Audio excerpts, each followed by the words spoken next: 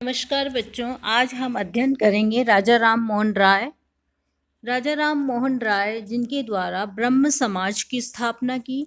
ब्रह्म समाज से पहले इन्होंने 1815 में आत्मीय सभा की भी स्थापना की थी। ये मूर्ति पूजा के विरोधी थे, अनेक भाषाओं के ये ज्ञाता थे। इनको राजा की उपाधि दिल्ली के मुगल सम्राट अकबर शाह द्वितीय द्वारा प्रदान की गई और इनका अनेक ग्रंथों पर इन्होंने अपने वक्तव्य और विचार स्पष्ट किए।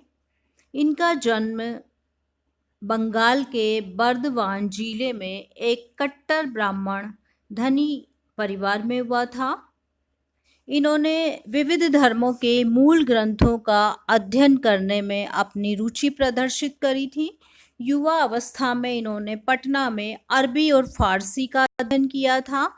16 वर्ष की अवस्था में राजा राम मोहन राय ने मूर्ति पूजा के विरुद्ध अपने विचार एक पुस्तिका में प्रकट किए थे, जिससे अप्रसन्न होकर इनके पिता ने इन्हें घर से निकाल दिया था। 3-4 वर्षों तक इन्होंने भारत के विभिन्न भागों में भ्रमण भी किया। इसके पश्चात इन्होंने बनारस में संस्कृत भाषा और हिंदुओं के धार्मिक ग्रंथों का भी अध्ययन किया।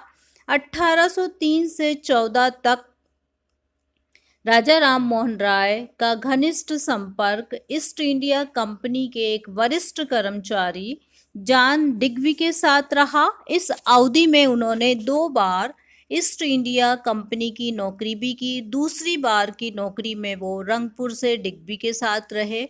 रंगपुर में उन्होंने विभिन्न धर्मों के विद्वानों के साथ विचार विमर्श किया। उपनिषद, वेदांत और जैन धर्म के ग्रंथों का भी अध्ययन किया। अंग्रेजी, लैटिन, ग्रीक, हिब्रू भाषाओं के ज्ञान में वृद्धि की।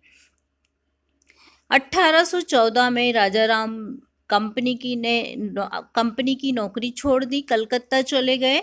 1815 में इन्होंने आत्मीय सभा की स्थापना की। ये आत्मीय सभा, जिसमें प्रत्येक सप्ताह में एक बार इस सभा के सदस्य एकेश्वरवाद के सिद्धांतों के समर्थन में विचार प्रकट करते थे। 1819 में राजा राम ने दक्षिण के एक प्रसिद्ध ब्राह्मण विद्वान सुब्रमण्य शास्त्री को मूर्ति पूजा के विषय में एक वाद विवाद में परास्त किया। ईसा मसीह की शिक्षाओं का विवेचन उनके द्वारा the precept of Jesus the guide to happiness में दिया गया। उन्होंने बाइबिल के आधार पर appeals to the Christian people नामक 3 लेख प्रकाशित किए। उपनिषद के 5 ग्रंथों का अनुवाद भी उनके द्वारा किया गया।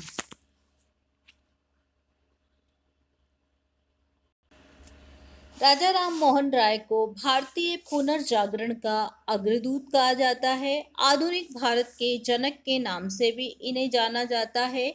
इनके पिता का नाम रमाकांत और माता का नाम तारिणी देवी था। भारतीय सामाजिक धार्मिक पुनर्जागरण के क्षेत्र में इनका विशिष्ट स्थान था। यह ब्रह्म समाज के संस्थापक, भारतीय भाषाई प्रेस के प्रवर्तक, जन जागरण और सामाजिक सुधार आंदोलन के प्रणेता थे। बंगाल में नव जागरण युग के पितामह थे। उन्होंने भारतीय स्वतंत्रता संग्राम और पत्रकारिता के कुशल संयोग से दोनों क्षेत्रों में प्रगति प्रदान की थी। उनके आंदोलन ने जहां पत्रकारिता को चमक दी, वहीं उनकी पत्रकारिता ने आंदोलन को सही दिशा दिखाने का काम भी किया। राजा राम मोहन राय का हिंदी के प्रति अगाध स्नेह था। वे रूढ़िवादी और कुरीतियों के विरोधी थे। संस्कार, परंपरा और राष्ट्र गौरव उनके दिल के करीब थे। वे स्वतंत्रता चाहते थे, लेकिन चाहते थे कि इस देश के नागरिक उसकी कीमत पहचानें। राजा राम मोहन राय का जन्म बंगाल में एक ब्राह्मण परिवार में हुआ था और उन्होंने बहुत कम उम्र में ही बंगाली, संस्कृत, अरबी, फारसी का ज्ञान प्राप्त कर लिया था। ईस्ट इंडिया कंपनी के लिए भी उनके द्वारा कार्य किया गया। उन्होंने ब्रह्म समाज की स्थापना की और इंग्लैंड और फ्रांस का भी भ्रमण किया था। राजा राम मोहन राय द्वारा सामाजिक क्षेत्र में बाल विवाह, सती प्रथा, जातिवाद, कर्मकांड, पर्दा प्रथा का विरोध किया गया।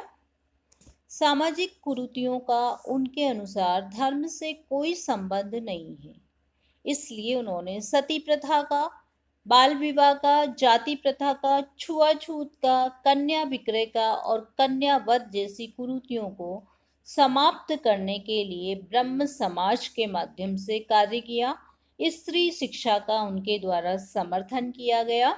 राजा राम मोहन राय की मृत्यु के पश्चात देवेंद्र नाथ टैगोर तथा केशव चंद्र सेन ने ब्रह्म समाज को नेतृत्व प्रदान किया।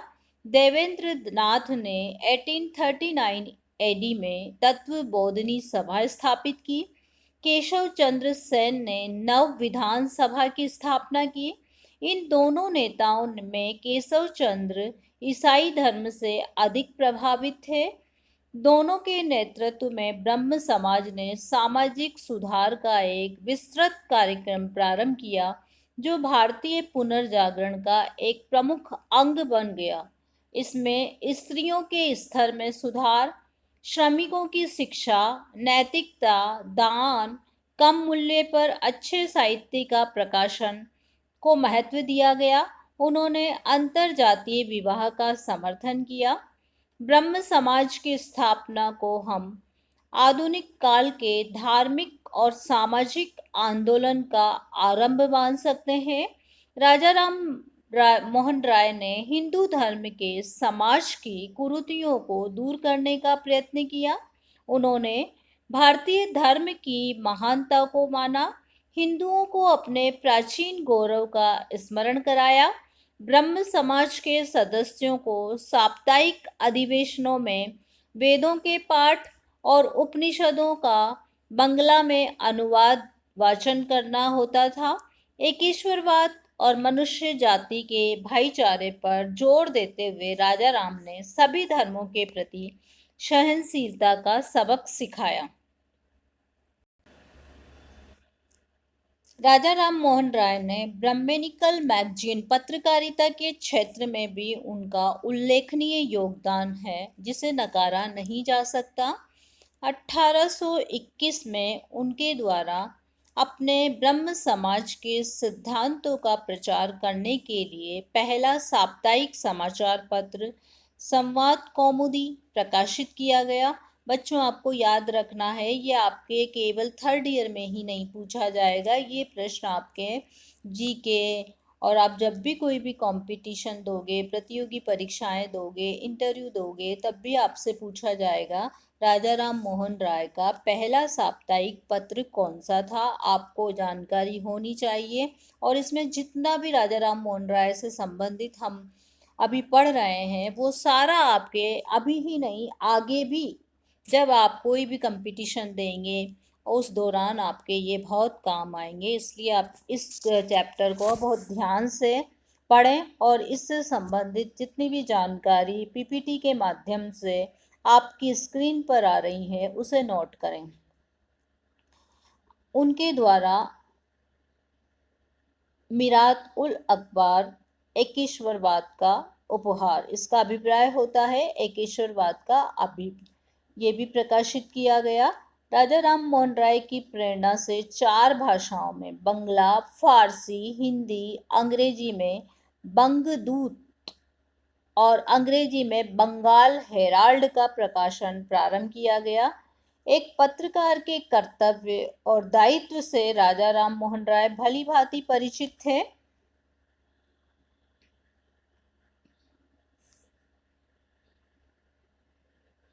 मीरात उल अखबार नामक पत्रिका की भूमिका में उन्होंने लिखा, मेरा उद्देश्य जनता को ऐसे समाचार देना है जिससे उनका सुधार हो। इसके लिए वे उन्हें घटनाओं की सही जानकारी देते थे।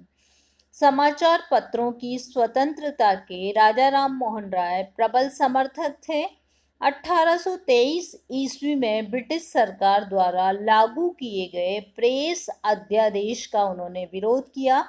इसके लिए राजा राम मोहन राय ने सम्राट की परिषद के सामने एक स्मरण पत्र प्रस्तुत किया। उनके सशक्त विरोध के कारण ही ये अध्यादेश रद्द कर दिया गया।